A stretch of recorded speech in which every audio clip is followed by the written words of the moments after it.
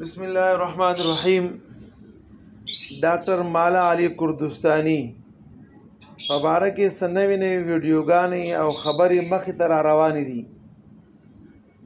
تاسو ته ما ویډیو کنه چې سنوي نوي کیسې برازي لک صبر کوئ، یو دم د چا په باره کې فیصله مه کوئ.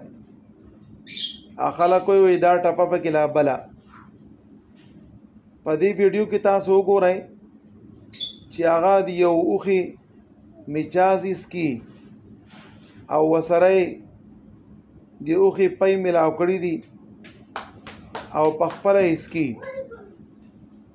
او دغه شان د ده په باره کې دا مشهوره ده چې د انسانانو مجاز هم سکي او د زناورو دا مجاز اسکي او د خلکو دپاره بطور دوایی دا نسخم تجویز کوي چې تاسو دا کار وکړئ. اوله خبره زه تاسو ته په دې باره کې دا وکړم چې رسول الله صلی الله علیه وسلم په زمانه کې اورنیین نه خلق رالل او هغوی دا شکایت وکړو چې موږ چې کله مدینې منورې ته راغلي یو نو زموږ خېټې خرابې شوي دي. رسول الله صلی الله علیه وسلم ورته وفرمایل لو خرجتم الى زود لنا فشربتم من البانها، که تاسو چرې ځنګل طرف ته ووځئ او د دې اوښانو مجاز یې وڅښئ نو کیدای شي چې تاسو صحیح شئ. رسول الله صلی الله علیه وسلم دا ارشاد دی اورنیین والتا ویلو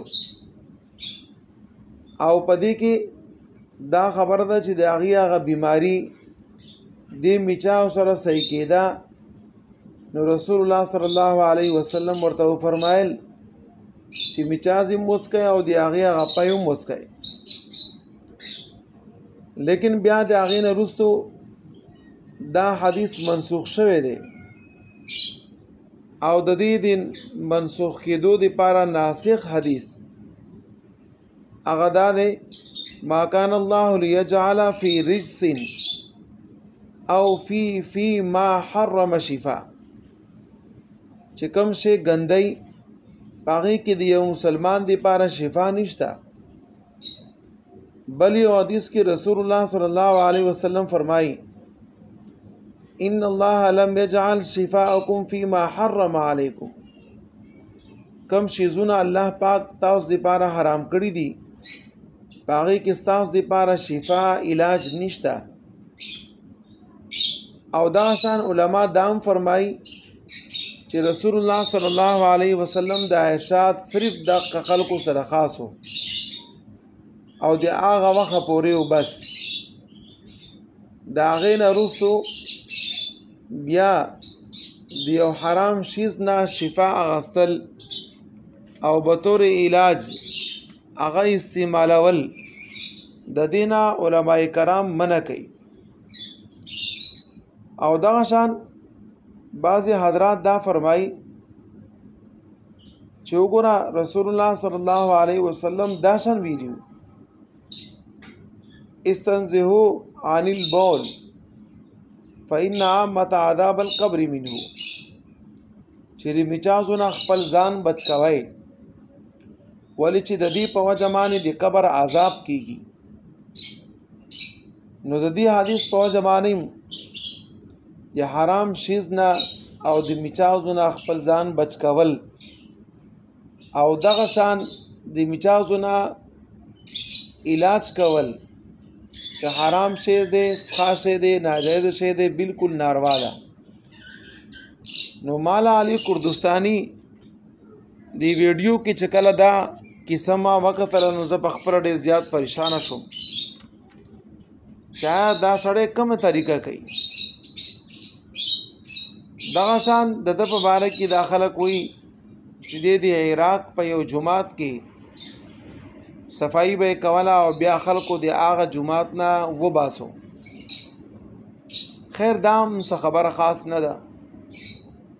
بیا وایي چې دا سړی عراق په کلو په علاقو باندې پاتې کېدو او خلکو له به دمونه کول د هغې نه ځان مشهور کو دام څه خاص خبره نه ده.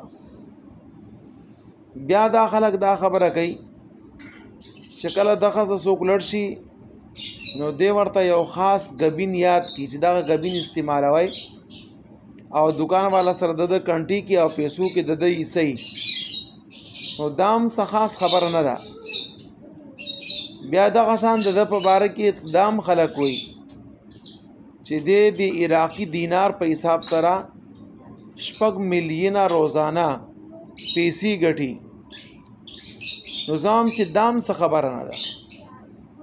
دغه شان د په باره کې خلک دا وي چې د ترکی استنبول کې کاروبار دی باره دفتر کلاو کړو او حکومت بند کو. زم دام څه خبره نه ده.